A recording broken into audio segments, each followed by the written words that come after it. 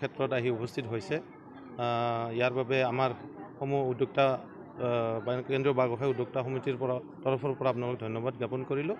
আমাৰ এই অনুষ্ঠান অহা 4, 5, 6 বহাগৰ পৰা আৰম্ভ হ'ব 3 দিনীয়া বাৰ্ষিক কাৰ্যসূচীৰে।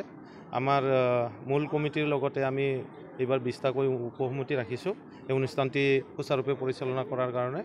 আৰু ইয়াত আমাৰ অসমৰ প্ৰত্যেকটো প্ৰান্তৰ পৰা আমাৰ জাতীয় জনগোষ্ঠীৰ বিভিন্ন লোক ইয়াতে আহি উপস্থিত হ'বহি, আমাৰ অনুষ্ঠান উপভোগ কৰিব।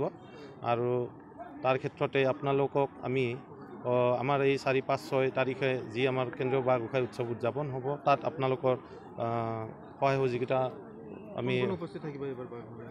এইবেলি অনুষ্ঠানটোত আমাৰ বিশেষকৈ আমাৰ জনগোষ্ঠীৰে যিবিলাক আমাৰ সাহিত্যিক আছে, ছ'চিয়েল ৱৰ্কাৰ আছে, আৰু আমাৰ মন্ত্ৰী মহোদয় তেখেতো আহিম বুলি আমাক কথা দিছে। আৰু মুখ্যমন্ত্ৰী দেৱৰ লগতো কথা বতৰা আমাৰ মাজতে আলোচনা এটা হৈ গ'ল, তেখেতেও আহিম বুলি এটা কথা দিছে আমাক। আমাৰ এইখিনি আলহী থাকিব আৰু বিভিন্ন জাতি জনগোষ্ঠীৰ ইয়াতে যিসকল নেতা আছে তেখেতলোকো উপস্থিত হ'ব। এই লাইখুটাটো আমাৰ শৰণীয়া কছাৰী উন্নয়ন পৰিষদৰ অধ্যক্ষ শ্ৰী কিশোৰ দাসদেৱ তেখেত আহিছিলে। তেখেতে আমাৰ এই অনুষ্ঠানটি সুন্দৰভাৱে পৰিচালনা কৰি লৈছে। আজি আমাৰ তামুলপুৰ জিলাৰ গোৰেশ্বৰ ৰাজহ চক্ৰৰ অন্তৰ্গত বেতনাথ প্ৰয়াত হিতেশ ডেকা সমন্বয় ক্ষেত্ৰত সদৌ অসম শৰণীয়া কছাৰী ছাত্ৰ সন্থাৰ অষ্টাদশী বাৰ্ষিক অধিৱেশন আৰু শৰণীয়া কছাৰী গণতান্ত্ৰিক নাৰী মঞ্চৰ একাদশী বাৰ্ষিক অধিৱেশন আৰু শৰণীয়া কছাৰী জনগোষ্ঠীৰ হিয়াৰ আমঠুস্বৰূপ জাতীয় উৎসৱ কেন্দ্ৰীয় বাঁহ গোঁসাই উৎসৱটি এইবাৰ আমি ইয়াত অনুষ্ঠিত কৰিবৰ কাৰণে ইতিমধ্যে সিদ্ধান্ত গ্ৰহণ কৰি এখন শক্তিশালী অভ্যৰ্থনা সমিতি গঠন কৰা হৈছে। আৰু আজিৰ এই উৎসৱ আৰু অধিৱেশনৰ প্ৰাৰম্ভিক কাম কাজসমূহ আগবঢ়াই লৈ যাবৰ কাৰণে শুভ লাইখুটা স্থাপনৰ দিন ধাৰ্য কৰা হৈছিলে। আৰু আজি ৰভাৰ মূল লাইখুটা স্থাপন কৰে শৰণীয়া কছাৰী উন্নয়ন পৰিষদ অসমৰ সন্মানীয় অধ্যক্ষ কিশোৰ কুমাৰ দাস ডাঙৰীয়াই। আৰু শৰণীয়া কছাৰীসকলৰ উপাস্যস্থলী গোঁসাই ঘৰৰ মূল খুঁটা স্থাপন কৰে শৰণীয়া কছাৰী সাহিত্য সভা অসমৰ সন্মানীয় সভাপতি লোকশ্ৰী সোণবৰ বৰুৱা ডাঙৰীয়াই। আপোনালোকে সকলোৱে জানে যে শৰণীয়া কছাৰী জনগোষ্ঠী অসমৰ অন্যতম কছাৰীমূলীয় আদিম এটা জনগোষ্ঠী। এই জনগোষ্ঠীটোৰ ভাষা, কলা, কৃষ্টি, সংস্কৃতি, জাতীয় উৎসৱেৰে পৰিপূৰ্ণ এটা জনগোষ্ঠী। আৰু এই জাতীয় উৎসৱসমূহৰ ভিতৰত শৰণীয়া কছাৰীসকলৰ আটাইতকৈ উৎকৃষ্টতম জাতীয় উৎসৱ হিচাপে পৰিগণিত হোৱা শৰণীয়া কছাৰী কেন্দ্ৰীয় বাঁহ গোঁসাই উৎসৱভাগী ইয়াত যিহেতু আমি অনুষ্ঠিত কৰিবলৈ লৈছোঁ। আৰু ইয়াৰ সমান্তৰালভাৱে সদৌ অসম শৰণীয়া কছাৰী ছাত্ৰ সন্থাৰ অষ্টাদশী বাৰ্ষিক অধিৱেশন আৰু শৰণীয়া কছাৰী গণতান্ত্ৰিক নাৰী মঞ্চৰ একাদশী বাৰ্ষিক অধিৱেশন।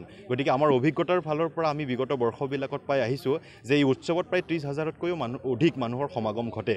আৰু এইবেলি যিহেতু সদৌ অসম শৰণীয়া কছাৰী ছাত্ৰ সন্থা আৰু গণতান্ত্ৰিক নাৰী মঞ্চৰ অধিৱেশনো সম্পৃক্ত হৈ থাকিল, গতিকে আমি আশা ৰাখিছোঁ এইবাৰ 30,000ৰ পৰিসীমা অতিক্ৰম কৰি প্ৰায় 50,000 মানুহৰ সমাগম ঘটিব বুলি আমি আশা ৰাখিছোঁ।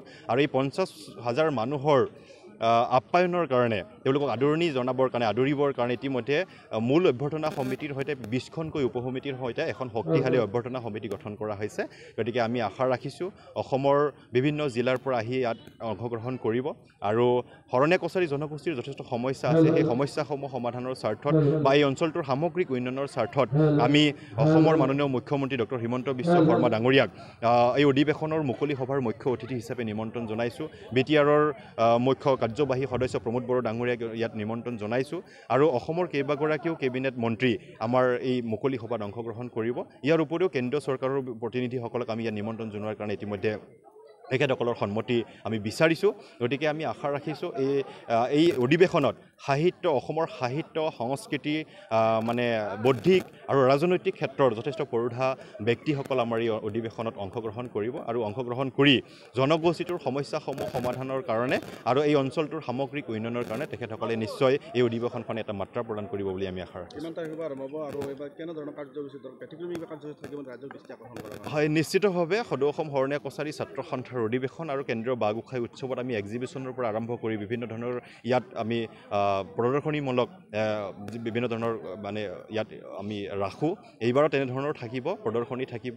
আৰু মানে মাছমৰীয়া নৃত্যদল, বিশেষকৈ শৰণীয়া কছাৰী জনগোষ্ঠীৰ লোক নৃত্য, মাছমৰীয়া আমি প্ৰায় 1000 মানে শৰণীয়া কছাৰী মাছমৰীয়া লোককৃষি একেলগে মানে প্ৰদৰ্শন কৰিবৰ কাৰণে ব্যৱস্থা কৰিবৰ কাৰণে ইতিমধ্যে প্ৰস্তুতি আমি লৈছোঁ। গতিকে এনেধৰণে আকৰ্ষণীয় থাকিব। আৰু মানে আমাৰ প্ৰত্যেক বহাগ মাহৰ 6 তাৰিখে এই কেন্দ্ৰীয় বাঁহ গোঁসাই উৎসৱটি পালন কৰা হয়।